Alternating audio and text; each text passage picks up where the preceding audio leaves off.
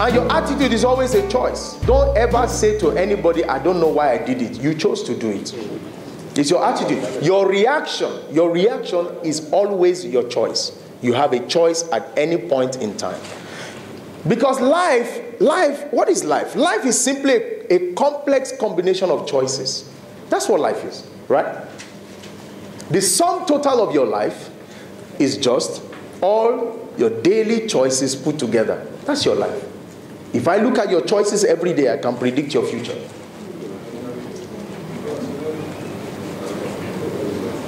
Life is simply choices. And your attitude is always your choice. Nobody pushes you. Don't ever say, I got it from my mother. My mother has hot temper. No. You have a choice. Your mother is your mother. You are different. It's your choice at any point in time. And be very, very careful, because attitude, you can have positive attitude and negative attitude. There's something called PMA, positive mental attitude, and NMA, negative mental attitude. The problem with many of us, and interestingly, I'm sure many of you are Christians, right? I'm a Christian as well. One major problem we have, including Muslims, religious people, we can be very, very religious, but we have terrible attitude. Many people think that because they don't commit all those big, big sins like fornication and adultery and stealing and, all kinds of big, they look at all those big, big things and they think, I don't do those ones, so I will get to heaven. I tell you, attitude will stop some people at the gate of heaven. Attitude.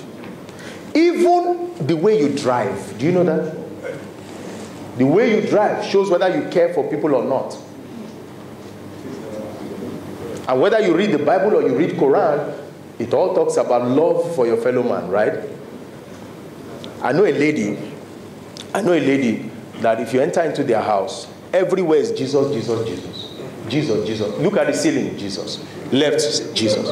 Front, Jesus. Ground, Jesus. Everywhere, Jesus, Jesus. Repent or perish. Even one day I entered their visitor's toilet, oh boy, there was a whole message on the door about why you should repent and accept Christ. Then I looked around and I noticed some things and I started investigating. I discovered that the lady's house help sleeps in the toilet. They had 3 bedrooms, little children.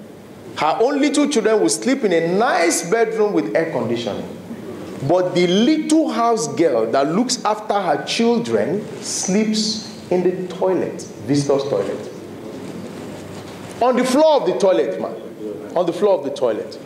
And I said, if you can treat this little house girl like this, what is all this Jesus all about?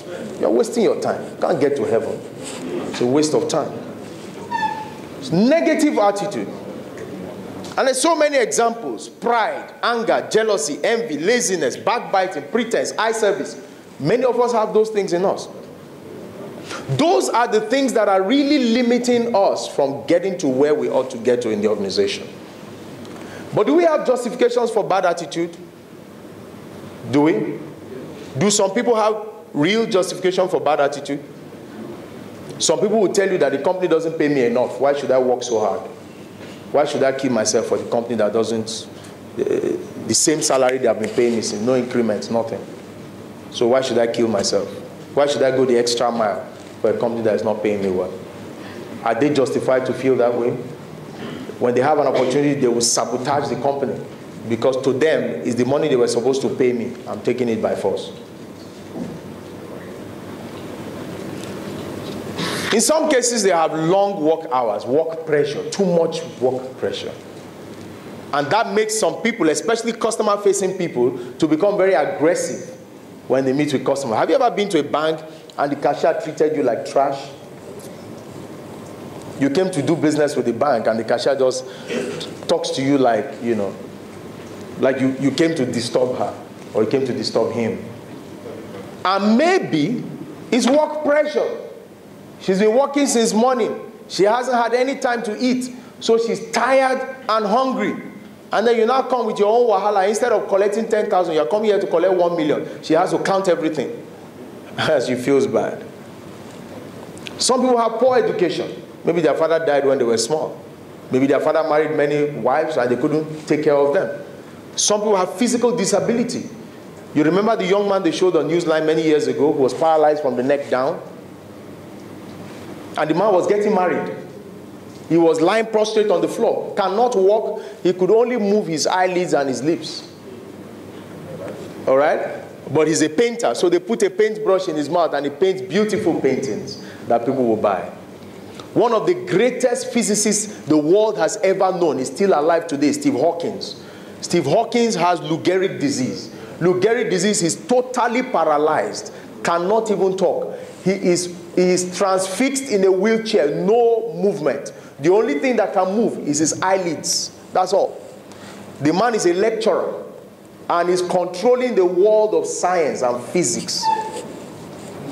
The only way he can talk, they created a computer which they connected to his brain. When he thinks of what he wants to say, the computer will bring it out as a voice. In that permanent vegetable state, should that person not just say this world is cruel, this world is wicked, and just go and sit down somewhere? If he's a Nigerian, he will ask them to position him under Ojuelegba Bridge so he can be begging. Opportunity to beg.